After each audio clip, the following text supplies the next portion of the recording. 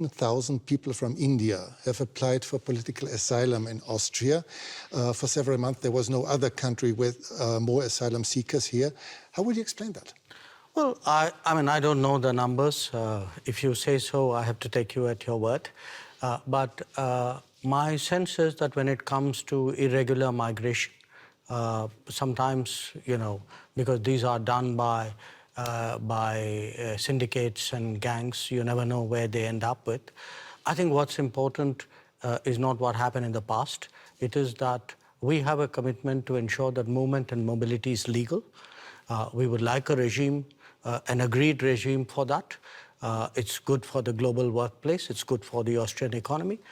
And we have, that's one of the outcomes of my visit to Vienna. Another outcome is that you have assured Austria's foreign minister that India will take back all of the citizens who will not get asylum in Austria, which will probably be almost 100%. How fast will this happen? You know, look, in terms of our citizens, if they're proven to be our citizens, we obviously have an obligation in that regard. But what is important for us is to validate the fact that if there's somebody who's staying illegally, that they are our citizens.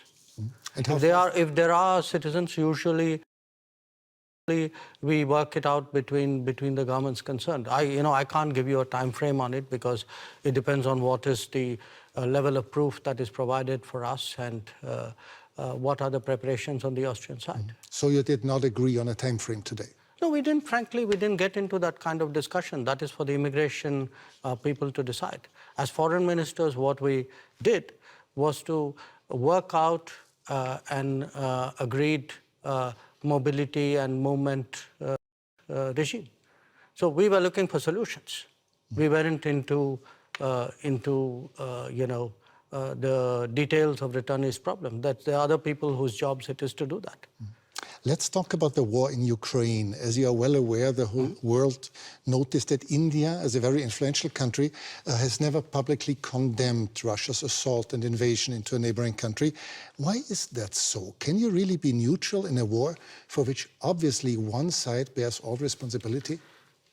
Well, look, I think in international relations, you have sometimes very complicated situations.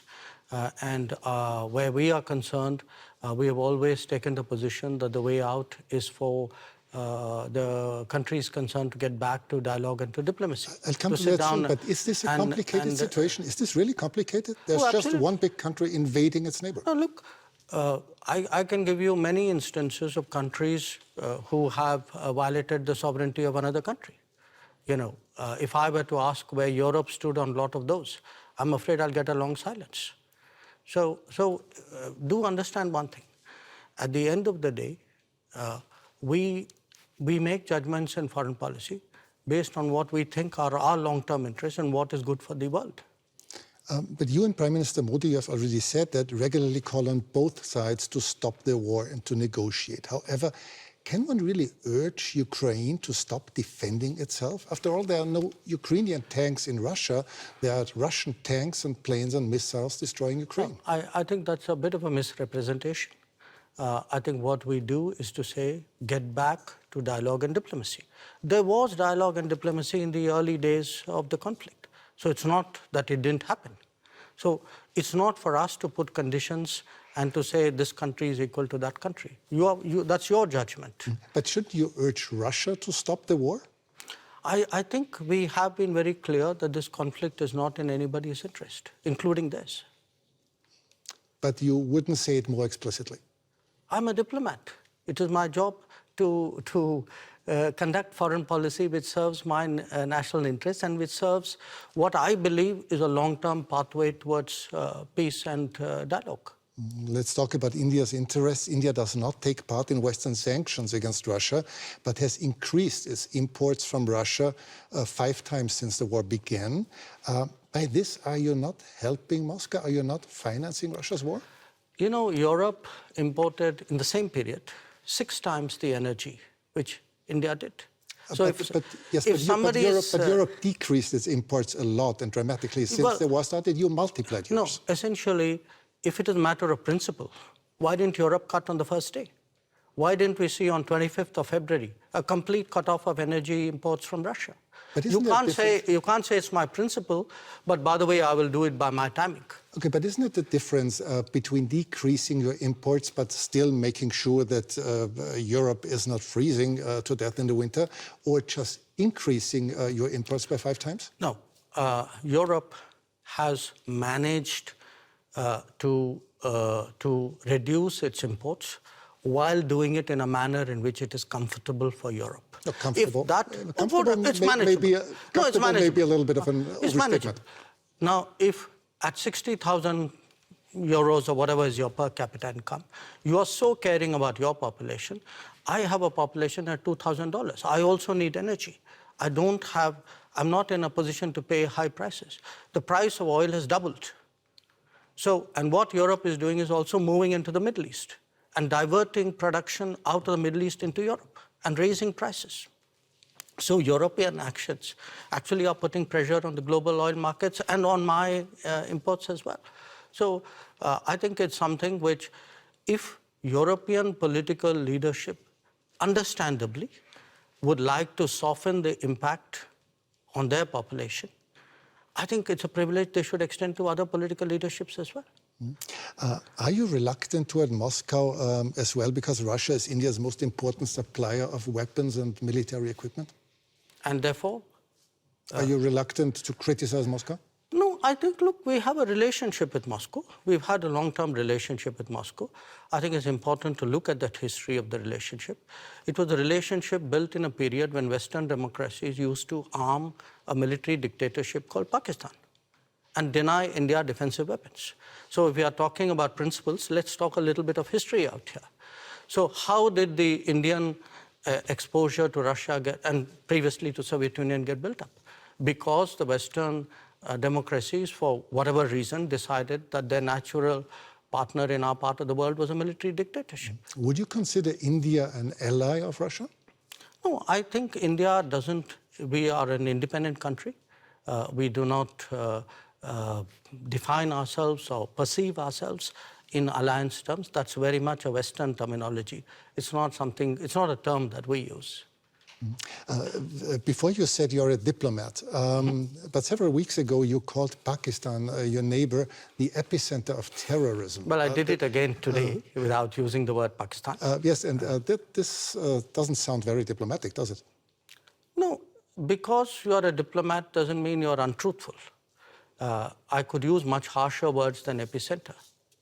So believe me, considering what has been happening to us, I think epicenter is a very diplomatic word, because this is a country which has attacked the Parliament of India some years ago, which attacked the city of Mumbai, which went after hotels and foreign tourists, which every day sends terrorists across the border. But of course not as a country. Well, if you control your sovereign space, which I believe they do, if the terrorist camps operate in broad daylight in cities with recruitment and financing, can you really tell me that the Pakistani state doesn't know what's going on? Especially if they're being trained in military-level combat tactics. So, you know, when we speak about judgments and principles, why don't I hear sharp European condemnation of these practices which have been going on for multiple decades? Does the world have to be concerned that there someday will be a war between India and Pakistan? I think the world has to be concerned that there is terrorism going on, and the world often looks away. The world often feels it's not my problem because it's happening to some other country. I think the world needs to be concerned about how sincerely and strongly it takes up the challenge of terrorism. But has the world to be concerned about the future war between India and Pakistan? I think the world needs to be concerned about terrorism. That's because, what you said. Yeah, sure. Because look, if you pose it the way you do, that's like giving a free pass to terrorism, saying, you know, let's worry about the next consequence of it. I am worried about the terrorism. Okay, let's change the subject. You frequently said that India has a very complicated relationship with your neighboring China. Many people around the world are quite concerned that China might, in the near future, intervene militarily in Taiwan. Do you share this concern? I think there's a larger concern which is based on our experiences. The concern is that we had agreements with China not to mass forces in our border areas. And they have not observed those agreements, which is why we have the currently tense situation that we do. We had an agreement not to unilaterally change the line of control, which they have tried to unilaterally do that. So there is, I think, a perception that we have, which derives directly from our experiences. Now, where else the status quo may change or not change, I would hesitate as a foreign minister to predict publicly. I may have my own views and assessments. But I certainly can share my experience, and my experience is that written agreements were not observed, that we have seen levels of military pressure which in our view has no justification.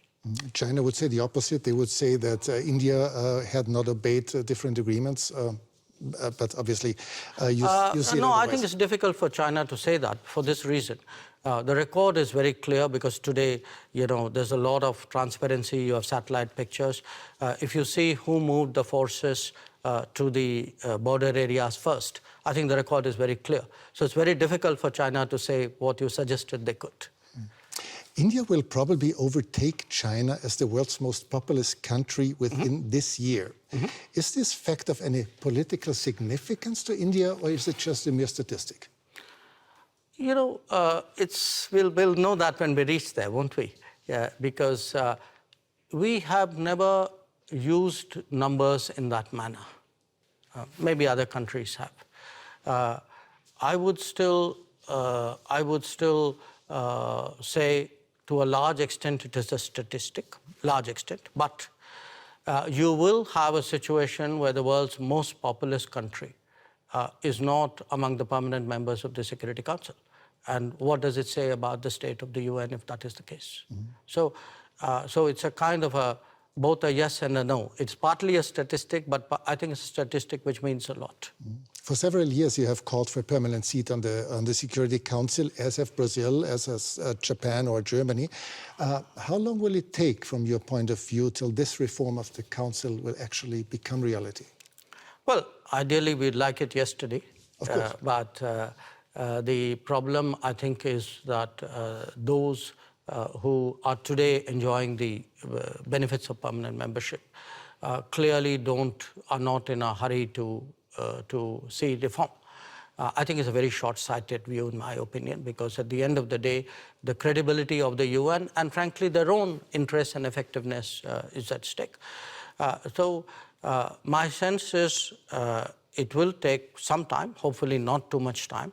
I can see a growing body of opinion among UN members who believe that there must be change. It's not just us. You have entire Africa, entire Latin America left out. Developing countries vastly underrepresented. I think the state of the world, this was an organization invented in 1945. It's 2023. And when you would have to guess for a year when this will happen, what would it be? No, I wouldn't guess, because I know the complexities of this process. It's a tough one. I'd be honest with you. It's a tough one, but I don't think because it's a tough one we should give up. On the contrary, I think because it's a tough one, we should actually up the ante, increase the feeling in wide parts of the world that this reform is absolutely essential. Thanks so much for your time. Well, thank you. It's a great pleasure.